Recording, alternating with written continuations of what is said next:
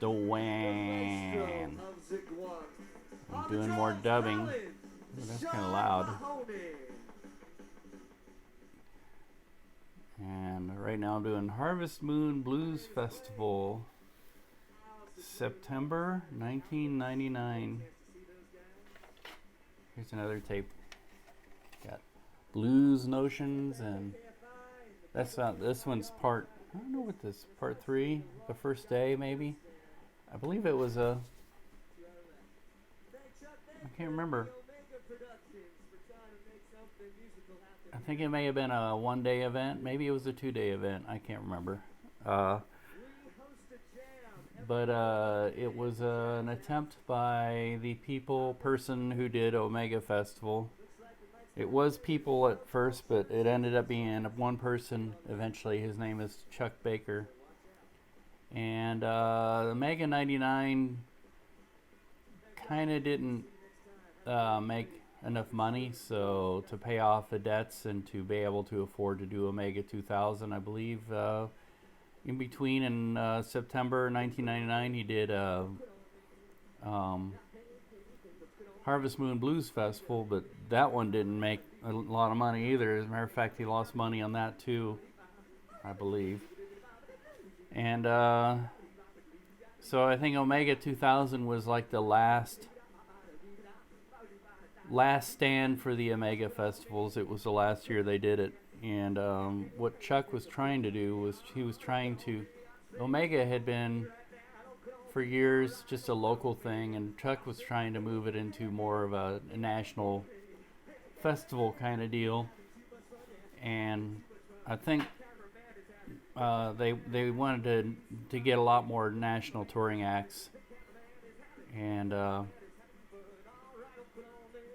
Blues Festival here, he did some regional touring acts, a lot of local bands, and then I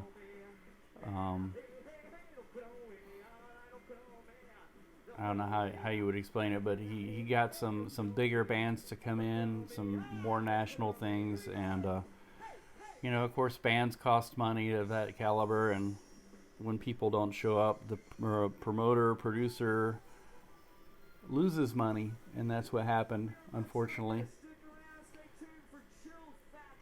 But the band here has just announced Chill Factor. I think Chill Factor was, I don't know, it may have been Chuck's band. Yeah, it's got Daryl A. and anyway, so that's yeah, there's Chuck Baker on the drums. Chuck Baker was a drummer, a music lover.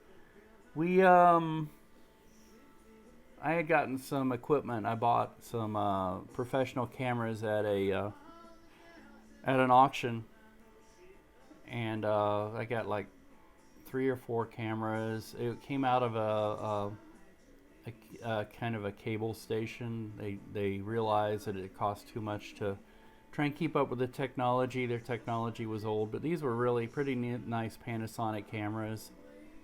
Camera control units, all the cables, a switcher. I bought the whole studio, and it was interesting. It was like, I've got the whole thing for $1,300, and I just so happened to have the money. And when I was bidding on it all these old men had showed up. These old guys that come to these auctions, and this is all they do with their lives. And their idea was they were going to make a bunch of money off of these old scrap electronics by basically scrapping them. And I think one guy even thought he even mentioned he was buying it for his kid. His kid was going to run around with this camcorder. Well, these were giant studio setup cameras. To make it into a camcorder, you needed a whole lot of extra parts that I'm sure he wasn't willing. So it was going to sit in his basement and collect dust forever and look fancy. So I just outbid them all, and they were getting disgusted with me. And one of them even, "What's he gonna do with all that blankety blank stuff?" And I'm like, I knew what I was gonna do with it. I wanted a whole. I was really happy. I was buying a studio, and the studio worked best when you kept it all together, not bits and pieces. But anyway, I got it, and then I got a storage. Got some storage and put it in storage, and I used it, and in conjunction with some other people, we worked together and shot some of these things, and that's how that came about. And then I still have that stuff in my garage. It's too old now. It's too outdated. But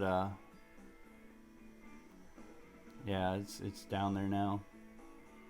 Well, anyway, that's that.